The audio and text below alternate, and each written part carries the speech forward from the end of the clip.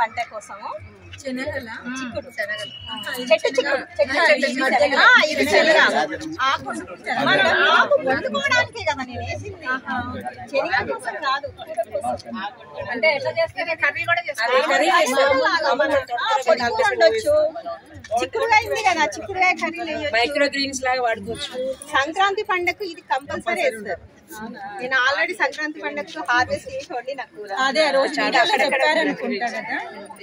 ఈజీగా వస్తుంది, మన శనగలు ఈజీగా వస్తుందని తెలుసు. నేను గార్డెన్ లో పెంచాను, నేనేమో శనగల కోసం వేసాను. దాని ఆకుకూరను కూడా మనం వాడుకుంటారు. అయ్యో కంపల్సరీ వస్తుంది, నానబెట్టింది వేయండి, వస్తాయి. చాలా టేస్ట్ శిరీష గారు, చాలా టేస్ట్ ఇది. మీరు ఇట్లా ఆకు తినండి, పుల్లగా ఎంత బాగుంటుందో చూడండి. చాలా పుల్లగా మంచి మనకి చప్పరియాలనిపిస్తుంది నాలుక మీద. ఇందిరా గారు చెప్పండి మేడం, మీ గార్డెన్ ఎప్పుడు స్టార్ట్ చేస్తారు? ఎన్ని ఇయర్స్ అవుతుంది? 4 years కరోనా టైం.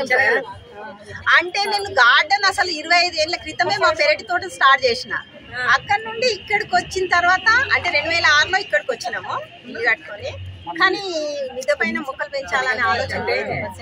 కరోనా టైంలో ఇక్కడ మిద్దె తోట చేసి ఇంకా సంవత్సరం పొడుగున మా ఇంటి కూరగాయలు నలుగురం ఉంటాం మేము, బాబు కోడలు మా సార్ నేను, నలుగురికి మాకు సరిపోతుంది.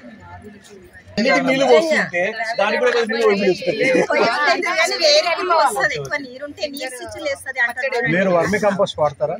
వర్మి కంపోస్ట్ వాడను, ఓన్లీ పశువులే.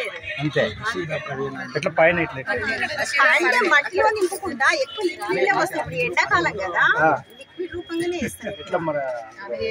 పర్మెంట్ చేసేస్తాను నేను. ద్రావణంలో అన్ని పర్మెంట్ చేసే ఇస్తాను. ద్రావణంలో మూట కట్టేసుకోవాలి. డైరెక్ట్ వేయను, ఇది నిండిపోతుంది అట్లా వేసుకుంటూ పోతే. అందుకే మట్టిలో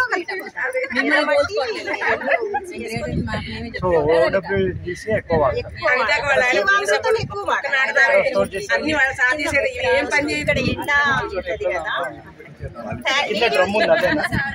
కింద ఉంటాయి, ఈడ కాదు కింద మెట్ల కింద నీడ కదా అక్కడ.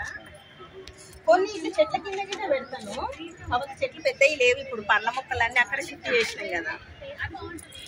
ముందు పండ్ల మొక్కలు వస్తాం, వేరే సపరేట్ ఏం లేదు. నేను నా పిల్లలు అందరికి ఒకటే ఫుడ్ పెడతా, ఒకరికి ఒకరికి ఓటు పెడతాను. సమానంగా